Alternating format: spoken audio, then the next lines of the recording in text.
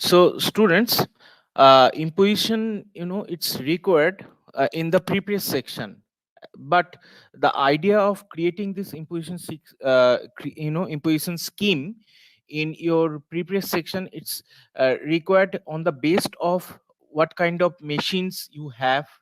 I mean the machine sizes, what kind of the pages you will choose, or what kind of postpace operation you can imply on the particular printed object, that is completely depend on the particular imposition scheme.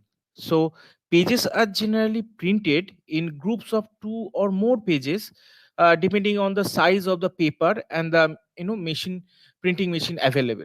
So imposition is the process, you can say, of that is laying the individual pages on a plate and placing them in such a way that when the sheet is printed from it, and when you are going to fold it, that form of section, all pages that will appear in a proper sequence. So we can easily maintain the proper pagination.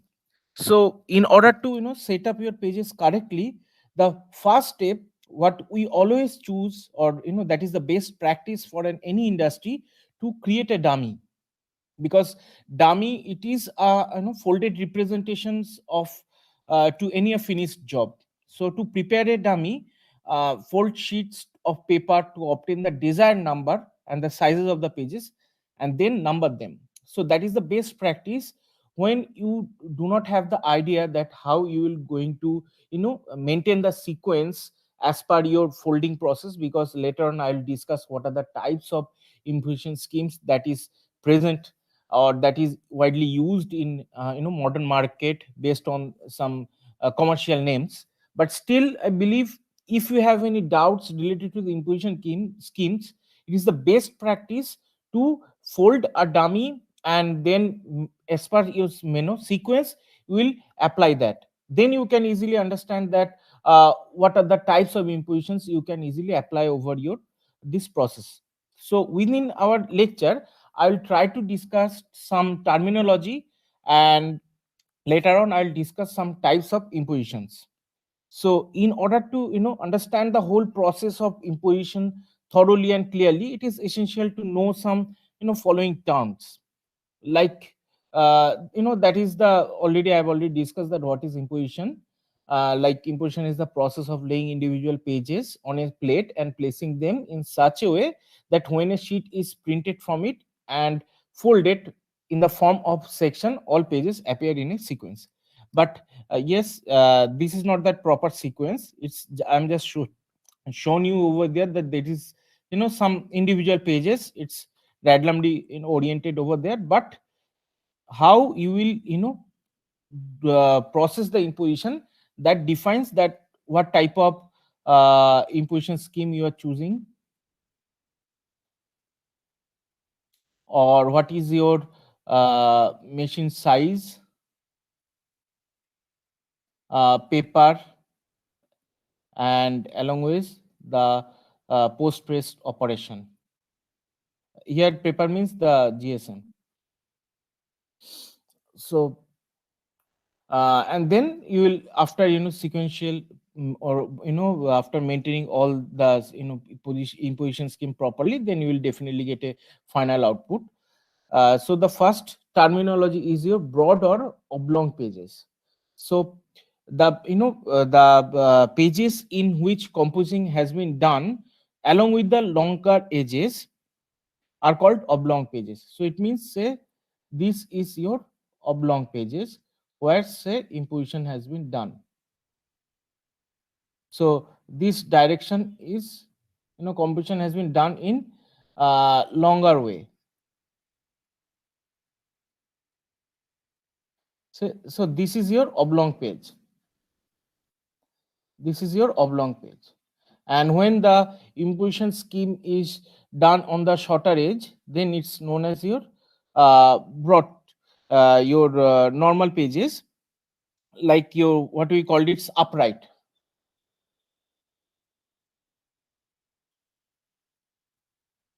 So this is your oblong, or we can call it broad, and this is your upright. when that the imposition is composing done along with the shorter edge, because each and every page has its own size, you all know that. Say I'm giving one example, say I'm taking medium, which size is your 18-inch by 23-inch. So if I'm arranging the paper in such a way, say this is my 23-inch and this is my 18-inch, and my paper positioning is like this is my one sheet, there is my another uh, sheet, there is my another sheet. So if I'm going to arrange my imposition in such a way, so I'm arranging that imposition in your oblong way. But if the arrangement is again, you know like this manner, in this way, then it's known as your uh, upright. Okay, so I've already discussed that that is your upright, that the composition is done along with the shorter edge of the pages as the usually found in your textbooks. So textbooks impositions or any kind of your books that is going to imposition in your upright pages. And next is your section or gathering. So after printed and folded of the sheets of paper is ready for shewing are called sections. So sections are, you can consider that they are the folded version of each sheet. And each sheet, when you are going to imposition on it, and you are going to fill it like folding line and the cutting line, when you are going to mention over there, then you will find that each sheet may contain 16 pages or 18 pages of your final product. So each and every sheet is now you can consider is a section. ठीक? And those are going to be as per your, that can be your shewing methods, or you can stitch those pages. So those part is known as your section and gathering, and that part is quite important, because if you are going to choose or miss one section, then the whole purpose of your finishing process, you can may miss some pages in your book. So the careful consideration should be taken in the part of your gathering and section. Also, in some cases, some small alphabetical alphabets or some special numericals that can be given at the bottom corner of the section, which may be finally trimmed out, and that can help to understand that this is the part of your one signature.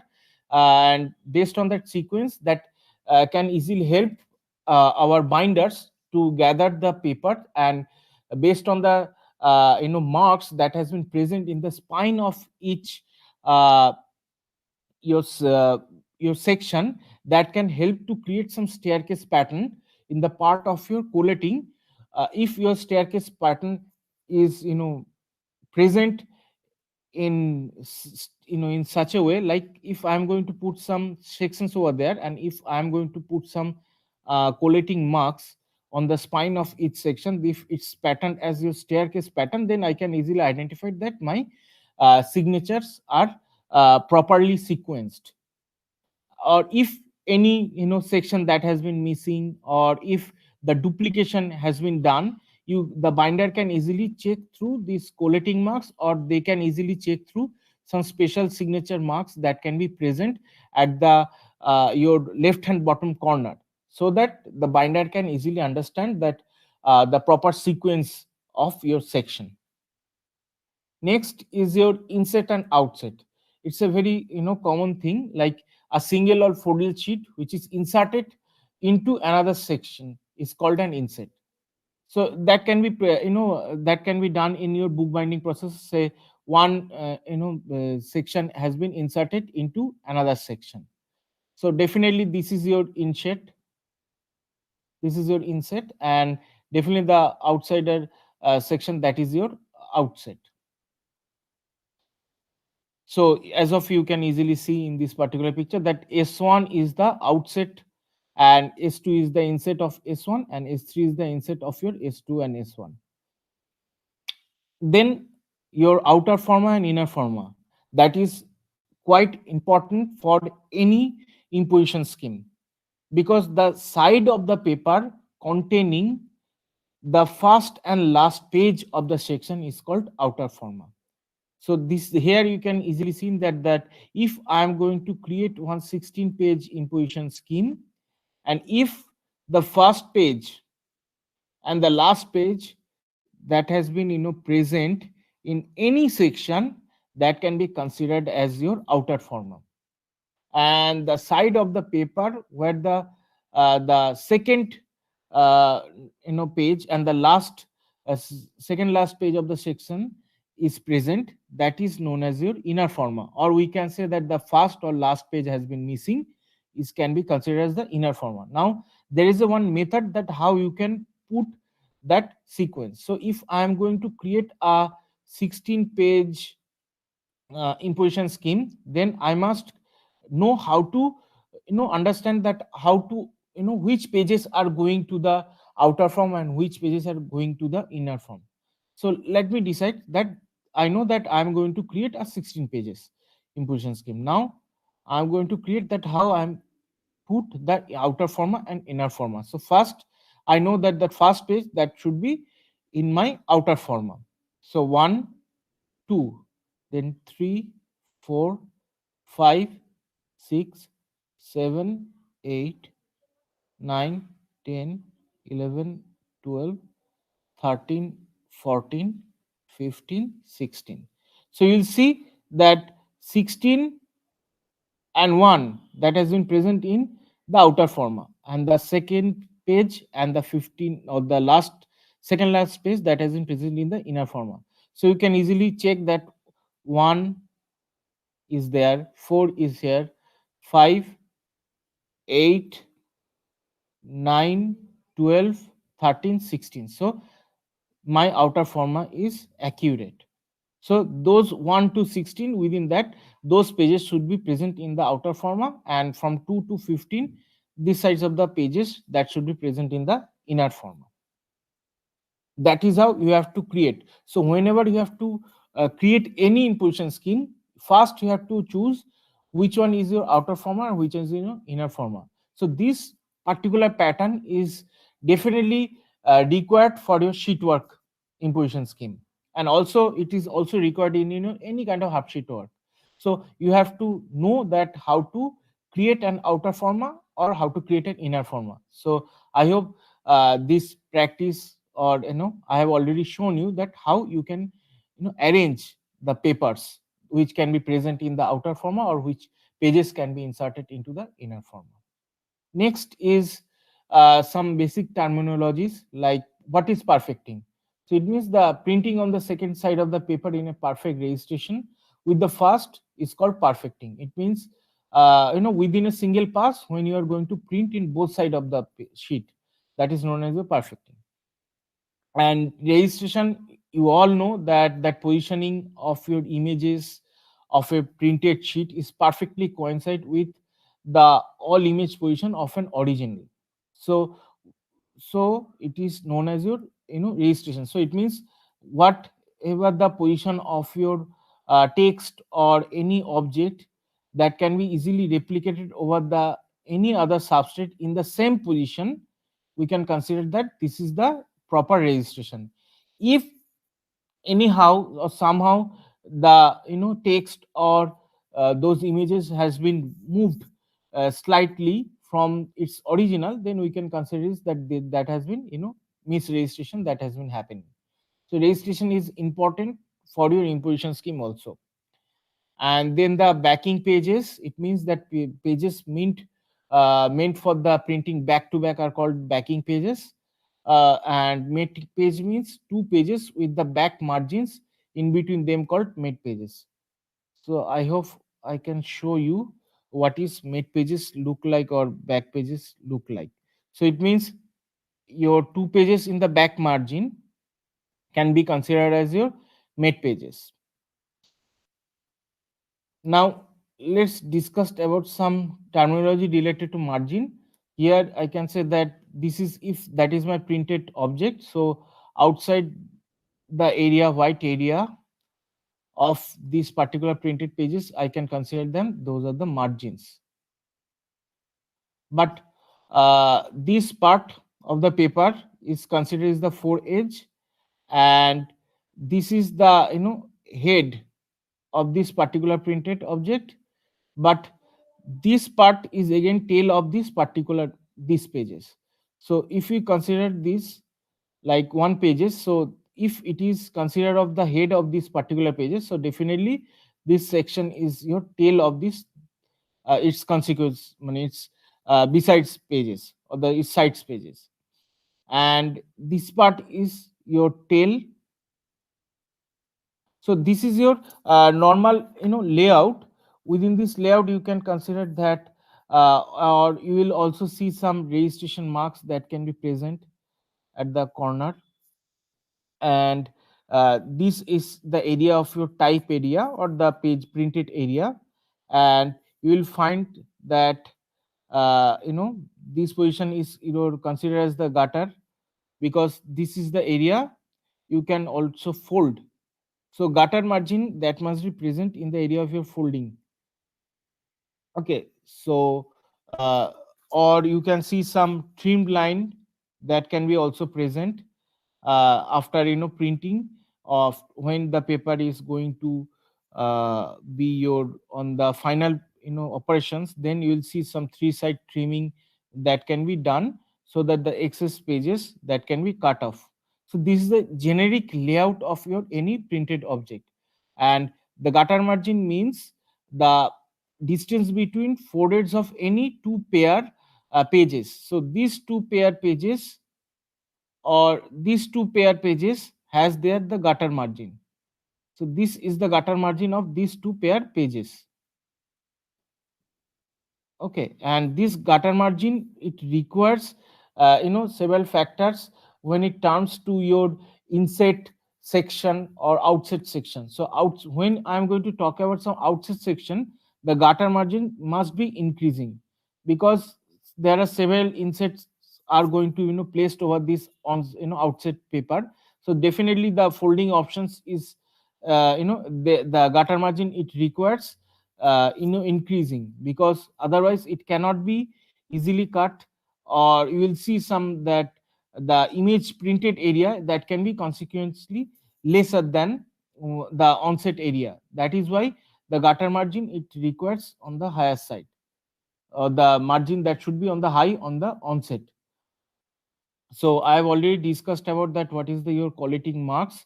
So when this the collating marks of each section that has been present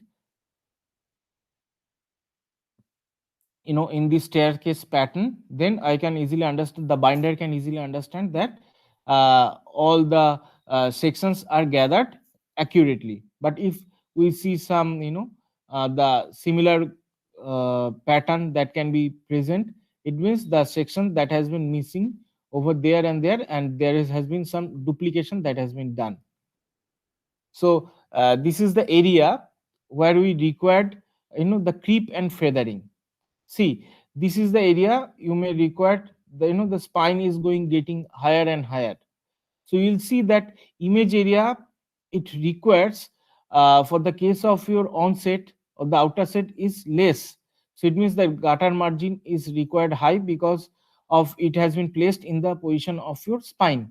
So whenever I am going to put some inset sections over this outset, so definitely we'll see that the border area, that binding section, it takes the much more area in the onset than the area of your inset. So that is why whenever I am going to finally trim the paper, then definitely you'll see that the trim that has been done on the inset is much higher than the trim that has been done in the outset. So definitely if I can, based on this proper pagination, I can say that I required more gutter margin in your outset section than the inset section. That is how whenever I am going to put some page or the in pagination that or the printed area I can consider over the outside pages, the gutter margin is in higher, on the higher order. But similarly for the case of your insert sections, I have to also consider that the sides that has been going to trimmed on the march side, it means the section, it can also be considered in the part of your printing area. So the gutter margin area that must be less. So that is how I have to consider. And the way I can choose, that has been completely depend on the behavior of your folding, right? So that is why this moving out of this inner pages, it is known as creeping or feathering, and that will be removed through the trimming process. And all this creep or feathering, that has been done due to the folding of your pages. So that this is known as your creeping. But the compensate of this creep, the pages are going to be shingle or shingling. It means the process, the inner margin or gutter margin is increased. And the gutter margin is successfully wider page by page. The outside of the pages has the highest gutter margin, and inside is the narrowest gutter margin. So I have already discussed with the help of this particular picture. And in order to compensate this creeping, we have to done this shingling method. Within, whenever you are going to apply this shingling method, when you click, there is an option in your prefs or similar like imposition software, you will find they will easily ask you what is the GSM of your paper and what is the number of the section. Based on that, they will definitely compensate, or they will give you the actual gutter margin area, which will be slightly higher or than the inset section. So that is how it has been compensated through the shingling method. Now I'm going to discuss about the imposition scheme, because you have already understand that what is the basic terminologies behind of your imposition scheme, what is dummy, and what are the terminologies that has been present in your imposition scheme in the part of your typesetting composition. Now let's move with the actual imposition scheme. So if I am going to consider that there is your three types of your imposition scheme you can consider. One is your sheet work, another one is your half sheet work, and another one we can consider is a work and twist, which is may not be present in nowadays, but sheet work and half sheet work is the most common phrases we have seen in the part of your imposition scheme. Say, what is sheet work?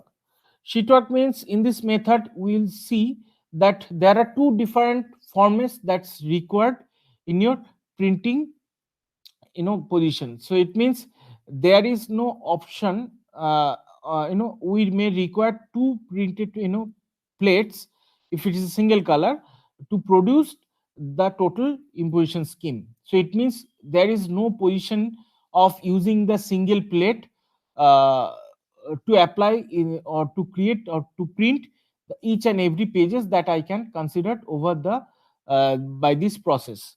So it means it requires two different fronts, and whenever it requires two different fronts, based on that we require two different plates, or if it is a single color, or if it's a multicolor job, then it may require 4 plus 4 8 plates. So these forms are your, one is your outer form and another one is your inner form. So if I'm going to consider one 8 pages sheet work imposition scheme, so definitely I have to put some one inner and one outer imposition scheme. So 1, 2, 3, 4, 5, 6, 7, 8. So that should be my these 4 pages will be present in my outer form, and these 4 pages that will be present in my inner form. So how will you do that? So let's consider this is my 4 pages. Now, if you will get an idea that in the outer form of pages 1 and 8 that should be present. So 1. Now there is a one part sequence. So this henceforth it's your single imposition scheme. So I can consider is your single anti-clockwise, or I can consider is your clockwise imposition scheme. Here I can choose your anti-clockwise method. So therefore I can put 1, 4, 5, 8. And you must know that the in any imposition scheme, it should be present your the number of pages plus 1. It means if you are going to create some 16 pages imposition scheme, so those consecution pages will give you 17. Here it, since I am going to create one 8-page imposition scheme, so definitely two consecutive pages will give me the 8 plus 1, total number. So here it's your number. So definitely in another form I can create two. uh, so here I can put it as a 2, 2, 3, 6, 7.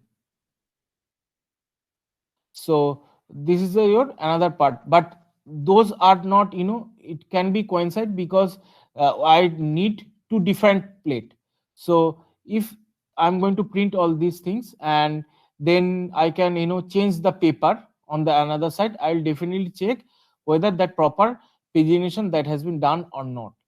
So once I have printed the page on the outer form, then I can also check with my another plate where the proper, pagination has been done or not. So that is how I can create any kind of your 8-page imposition scheme. So definitely the outer former contains the first and the last pages. Yes, here I can see it.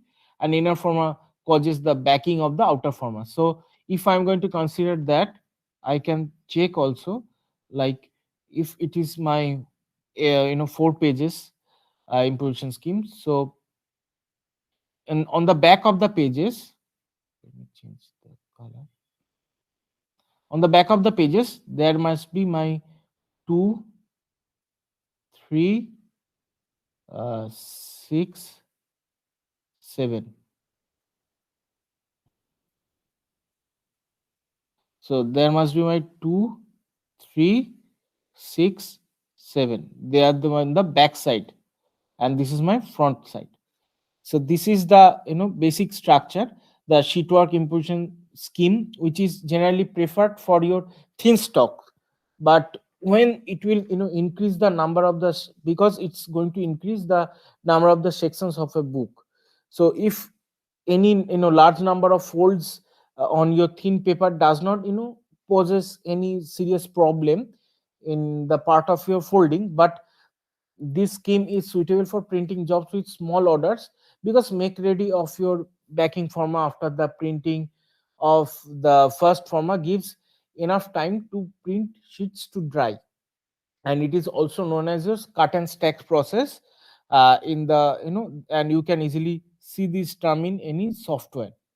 So the advantages of using this particular method is like you don't have to think too much. You can easily create a dummy and you can easily put on it into any software. But the problem is that when the paper you have the more size, more number of pages that has been considered into a one book, and whenever you have to create that, you cannot create more number of sections.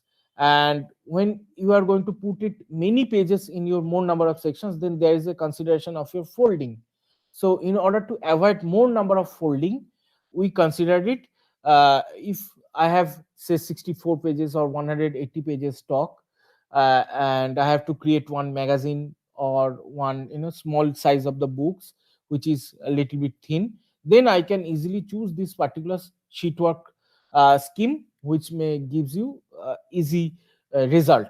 But whenever the sizes number of the pages is on the higher side, therefore I may choose the half sheet work presentations, in part which I can consider as a work and turn is the most viable options for the case of your imposition scheme. Sir, can you So also show the folding pattern, folding or cutting pattern in this sheet yes, yes, work yes, imposition yes, yes, scheme? yes, yes. Here I can show you on this particular 16 pages, imposition scheme, that where you can see these scissor options, right? So those are Yes. my cutting Yes. line, and definitely you can easily consider those are my folding lines, where I'm not going to put any scissors. So those are my folding lines, and those are my cutting lines.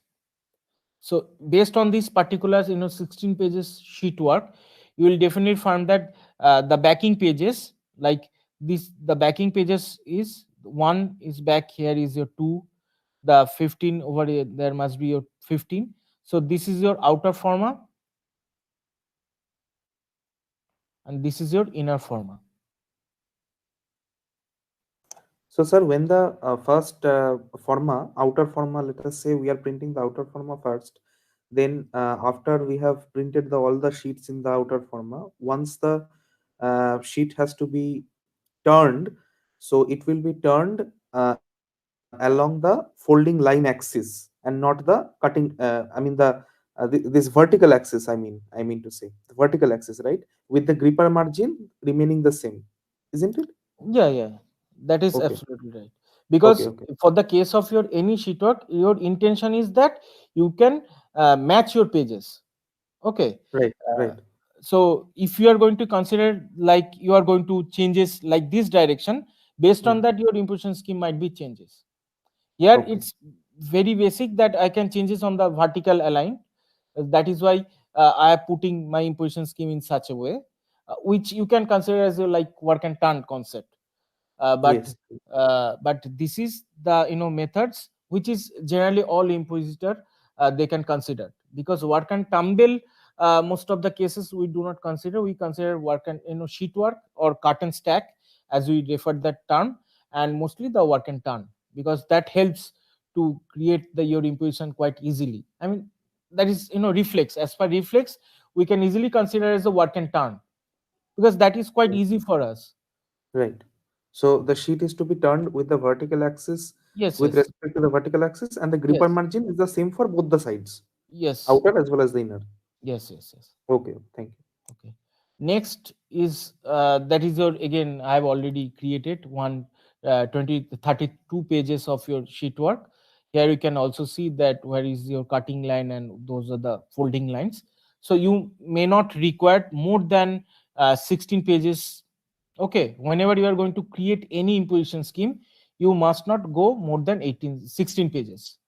But still I have already shown you that how you will create the imposition scheme, and what should be the page number that has been present in your outer forma, and what should be the pages that has been present in your inner forma. Next is our work and turn, which is the another important imposition scheme.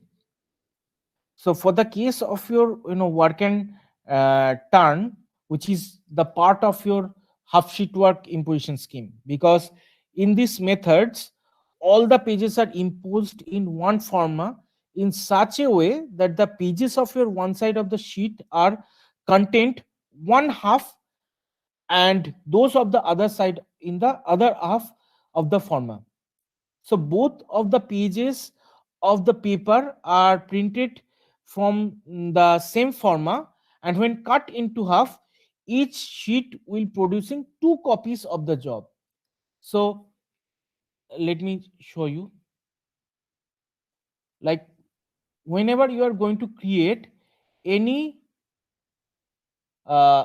imposition scheme through this work and turn, so this half will be the outer forma and this half will be the inner forma, so that when you are going to turn the paper, then this back area of your this outer forma will present the inner forma. I mean, if your plate has been present, say 1 2 3 4 5 6 7 8, those numbers in one pages. Okay, so this number will present in one outer forma, and this number will be present the back of this particular you know outer forma. So therefore when you are going to fold and cut from the middle, you will find all these numbers in single pages, or the half of the other pages. So that is how within I can consider that uh, for the 10,000 impression I can only done 5,000 pass or paper. I require 5,000 paper, because within a single pass I'm already printing that one outer forma of one paper and one inner forma of another paper. So whenever I am going to turn the paper, then definitely where the outer forma is already printed, that will print the inner forma of its back, and when the paper that is already printed the inner forma, that will print the outer forma on its back. So that is how you will create or create the sequence. Otherwise you cannot consider, because this is I'm sorry, this is because this consideration is required, because it will help you not to create many number of folds. So therefore only by turning two papers you can easily create two double numbers of impressions. Like if I'm considering this work and turn method, so this is your paper. Whenever I'm going to turn the paper, like in every question paper you'll see that please turn over. So when you're going to turn over the paper, you will find this type of structure. So this is your basic structure where you can already create that outer or inner forma, like 1 2 3 4 5 6 7 8. So you'll easily understand that 1 4 5 8, like 1 4 5 8, that has been already created. And when I'm going to turn the paper in these sides, definitely the back of this paper, they will create 2 3 6 7. So when I'm going to cut this paper on this inner, this outer forma, the back there must be my 2 7 3 3 6. So that is how. And similarly on this back of this particular paper, there must be your 1 8 4 5. So whenever you are going to cut it, then you will find each and individual pages is containing 8 pages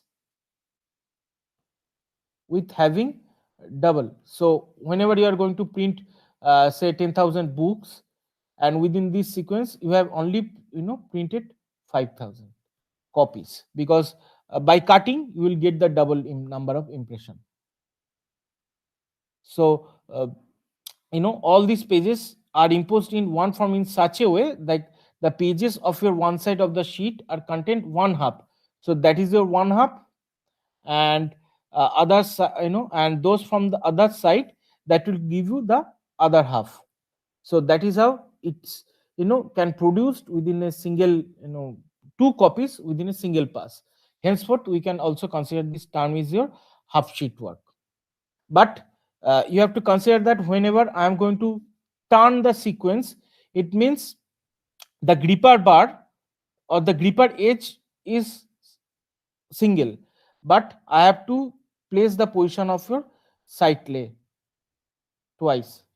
So there will be the position of your side lay or the side lay bar. I have to give the particular special area on both side, because the gripper edges is the same, but side lay margins I have to keep it on the both side, because these pages has been whenever turned over in this side, so it requires the side lay registration.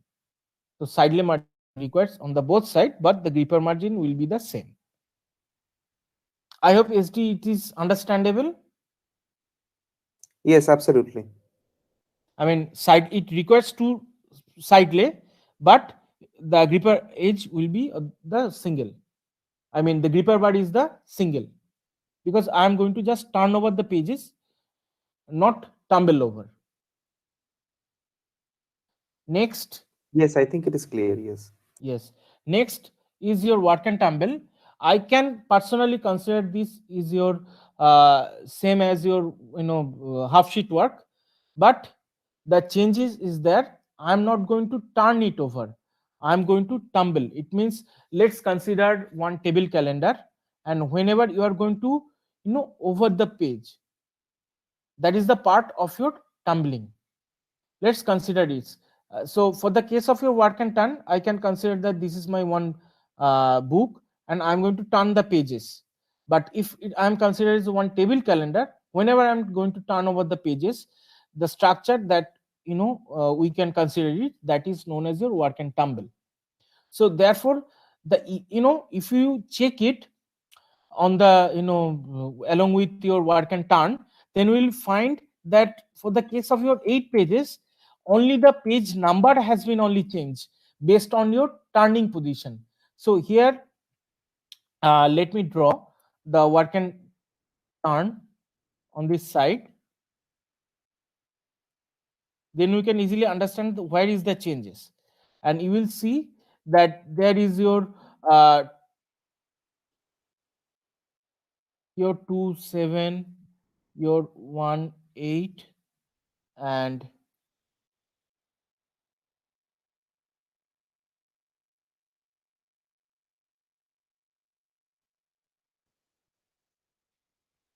so, and but here you will see the page number is quite changes, because there I am going to cut on this side, but whenever I'm going to tumble this, I have to cut the paper on the middle of this side. So you can consider this is the imposition scheme that has been done through the oblong way. If you can consider it, then you will see that the pagination that has been done, like whenever I'm going to tumble the paper in that position, you will see that there is your 1 4 5 and 8 as per your outer and inner former position.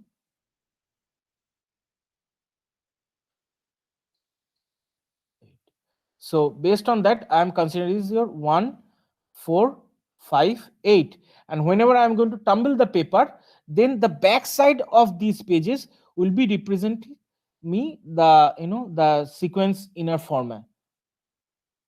So the pages has been cutted on the middle of this position, and the within a same plate I can easily reproduce the same half of your the paper. So within a 5, say I'm going to print, I require 10,000 copies, so I can only print the 5,000. And if I'm going to cut it, definitely I'll get the half forma, and definitely I'll get the another half forma. So only the changes is your the the proper pagination. Otherwise the process is the same, only based on the turning over of your paper, the changes or the position of the paper has been only changed. But whenever I am going to turn the paper, definitely I require two gripper edges, because I am going to just tumble over the paper, not turning. That is why I required two gripper edges, but the side lay margin will be the same. So I do not require both side lay margin. I only required one side lay margin, and I require two gripper edges, because whenever I'm going to tumble over the paper, I require two gripper margin. So that is the only difference between your work and turn and work and tumble. Definitely its scheme is also known as your work and flop and work and roll also. But only the sequence that has been maintained here is your top half and bottom half, not on your half forma another outer forma, or half the inner forma. Here we can consider it as your the changes of paper on the basis of your top and bottom sheet. So it will also define give you the two identical units, only the change is there based on your turning or the tumbling. You have to maintain the sequence, and based on this sequence you will see that here I do not require the change in your side lay, only two gripper edges are required for this particular imposition scheme. And lastly, your one normal work and twist methods that has been required whenever this particular work and twist and that has been required when you have to produce some the mathematical copies that has been present in for the school books. The children, they are doing some mathematical expression where the boxes will see that has been present in any mathematical notebook. In order to create that, this type of plates is required, but this particular method is not no longer used today, but in our previous cases this type of methods are present. But for this particular cases I required a square plate, and based on the square plates, when and I have to put this margin based on the paper, and whenever I printed that object on that one side, then I just change the paper, rotate the plate in your 180 degree, so that it becomes, those lines, vertical lines become horizontal, sorry, 90 degree. I have to change the plate on the 90-degree position, therefore those vertical lines become horizontal, and it gives me the proper square boxes. So that is why it's known as a work and twist, and it has a very specific applications. And this has been present wherever the sheets is perfectly square, and based on that, this has been a quite limitations nowadays.